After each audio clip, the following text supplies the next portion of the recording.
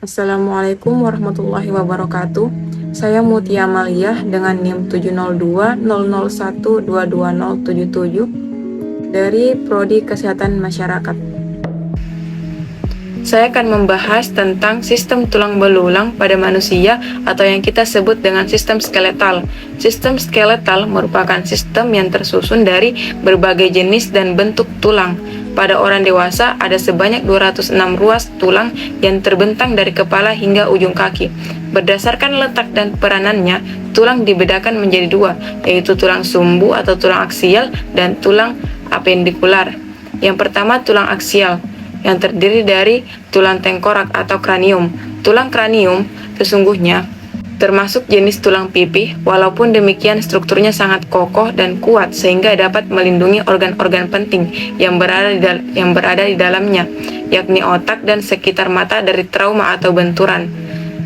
Tulang kranium dibedakan menjadi dua kelompok, yaitu yang pertama neurokranium.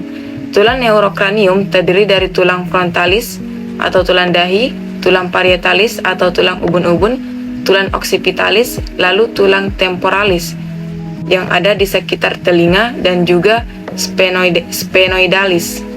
Yang kedua, viscerocranium, yaitu tulang-tulang yang membentuk tulang wajah dan juga dagu. Viscerocranium terdiri dari tulang nasalis atau tulang hidung, tulang zygomaticus, tulang maxillaris, dan juga tulang mandibula atau tulang dagu. Yang kedua dari tulang aksial yaitu tulang vertebrae,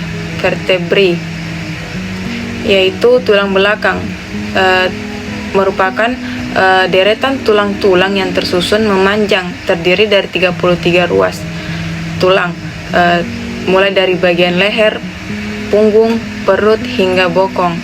Tulang-tulang vertebrae ini memiliki fungsi sebagai pelindung dari sumsum tulang belakang atau medulla spinalis.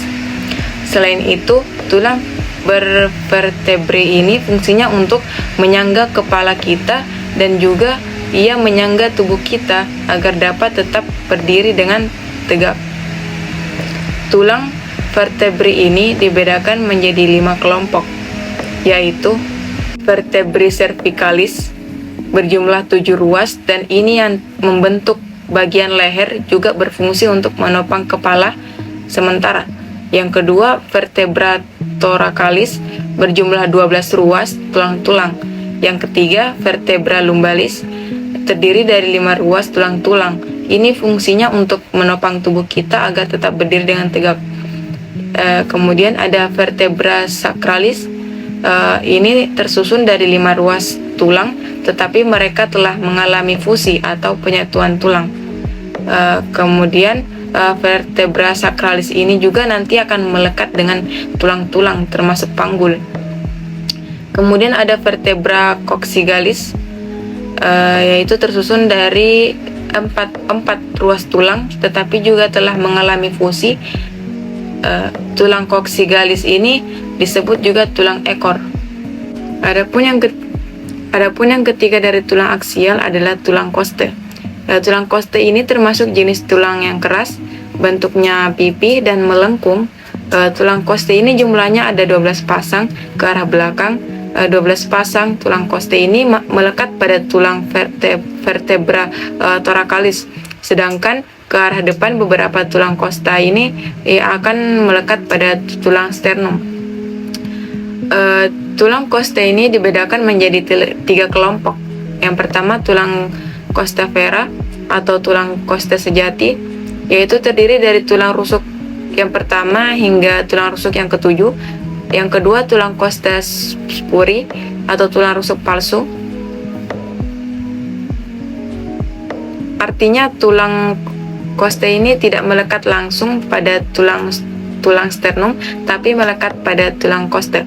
Tulang koste ini terdiri dari tulang rusuk yang ke-8 hingga ke-10. Adapun tulang koste fluctuantes atau koste melayang, tulang rusuk ini terdiri dari tulang rusuk ke-11 hingga 12. Dan tulang aksial yang selanjutnya itu tulang sternum, yaitu termasuk jenis tulang keras yang bentuknya pipih seperti mata pisau dan letaknya persis di tengah-tengah dada. Setelah tulang aksial, adapun tulang apendikular terdiri dari yang pertama tulang girdle pectoris atau tulang gelang bahu. Tulang gelang bahu ini terdiri dari tulang selangka atau tulang clavikula dan juga tulang belikat atau tulang scapula. Tulang clavikula ini merupakan tulang yang letaknya di dada bagian atas. Fungsi dari tulang clavikula ini adalah sebagai tempat melekatnya otot rangka yang berperan penting untuk menggerakkan daerah leher dan juga daerah dada. Sedangkan tulang scapula letaknya di daerah punggung. Tulangnya berbentuk segitiga dan pipih. Tulang scapula ini berfungsi sebagai tempat melekatnya berbagai otot di daerah punggung. Yang kedua, tulang ekstremitas superior terdiri dari tulang lengan atas atau tulang humerus, tulang radius, tulang ulna, tulang karpal, tulang metakarpal, tulang jari jemari yang disebut tulang phalanges.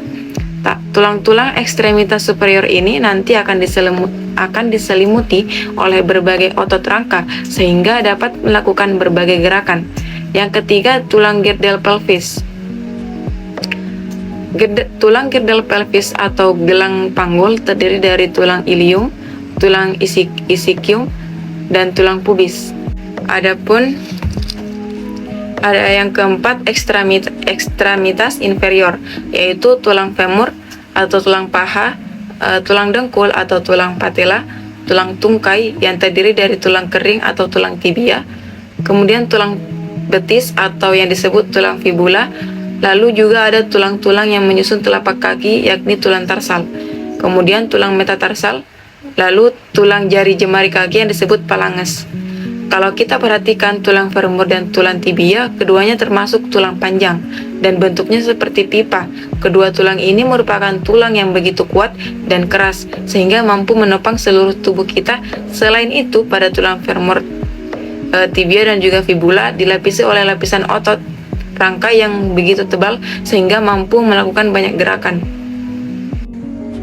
Baik, cukup sekian dari saya. Kurang dan lebihnya mohon dimaafkan.